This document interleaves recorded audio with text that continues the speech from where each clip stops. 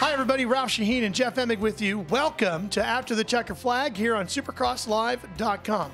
Well, the season is officially underway, and some of the guys who came into the night looking to be title contenders had great nights, and others had rough nights. Let's begin with one of the guys who had a horrific night.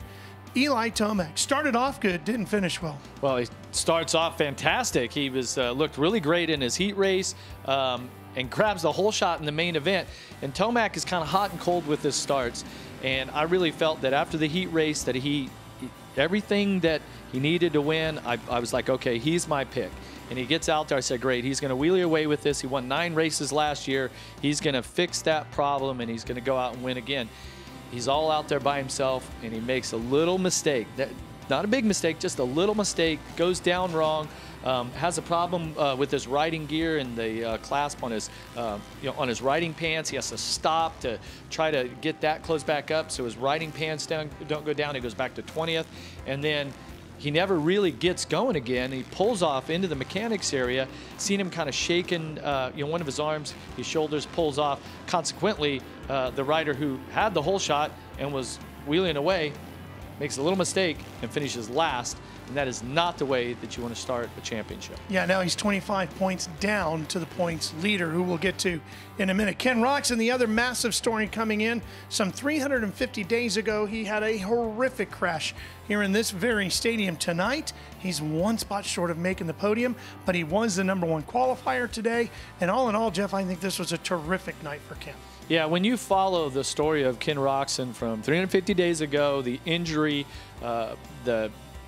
the time period that he went through where he had a compartment syndrome on his arm, not to mention just all the fractures and all of the trauma, there was a point there where he thought, hey, they might have to amputate my arm. Like, that's a pretty serious deal. And then for him to go through, I believe it's 11 surgeries, all of the expertise that his doctors and therapists and everybody were able to apply to his arm, and then not to mention the support of his family and friends and everybody, and then for him to find the will inside of himself to want to come back to Monster Energy Supercross, the belief that, okay, I can get my arm in strong enough and healthy enough to where that I can ride a motorcycle. I personally was one that I'm like, that's not going to happen. It's just too much, and this may be a career-ending injury. Tonight, I mean, it's exceptional that he's even out here, and then to finish 4th in the main event. He was happy to be, in the main event, but I mean, I truly believe he was planning on coming here and winning. Yeah. So. Yeah. And then the winner was a guy who came into the night with the most momentum. Marvin Musquin has won a bunch of races in the offseason and now has won the season opener as well. He looks great. Well, he's picking up where he left off at the Monster Energy Cup last fall in Vegas, where he won the $1 million by winning all 3 of the main events. But today, I didn't really think that Marvin Musquin had it. In practice, kind of average, heat race, kind of so-so.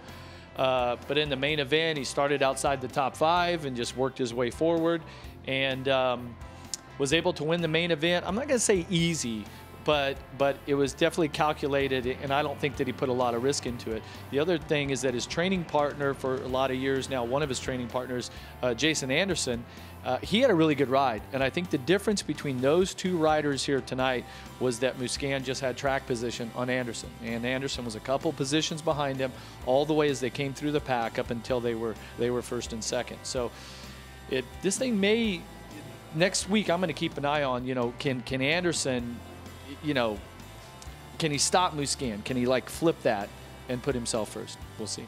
250 West Championship got underway as well tonight. Shane McElrath, the winner there. Both of those title fights will move on to Houston, and we will be there, Energy Stadium, next Saturday night.